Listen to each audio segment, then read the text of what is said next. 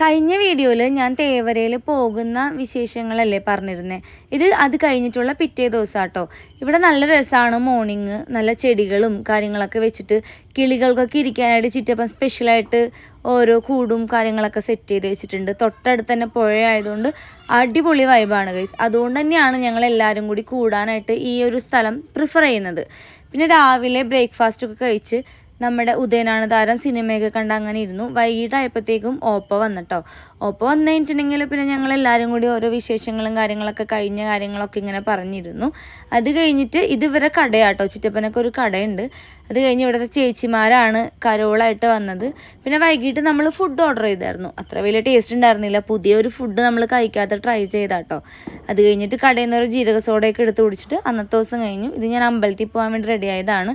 ടൂഫിയും ചിറ്റപ്പനും കൂടി മാർക്കറ്റിൽ പോയി വരും കേട്ടോ. അതുകൊണ്ട് അമ്പലത്തിൽ പോയി വന്നതിന് ശേഷം ചിറ്റ സ്പെഷ്യലായിട്ട് ഞങ്ങൾക്ക് ക്രിസ്മസ് ഒക്കെ അല്ലേ, അപ്പോൾ പുട്ടും പോർക്ക് കറി ഉണ്ടാക്കി. അപ്പോൾ അതൊക്കെ കഴിച്ചിട്ട് ഞങ്ങൾ നേരെ വീട്ടിലേക്ക് പോന്നു കേട്ടോ.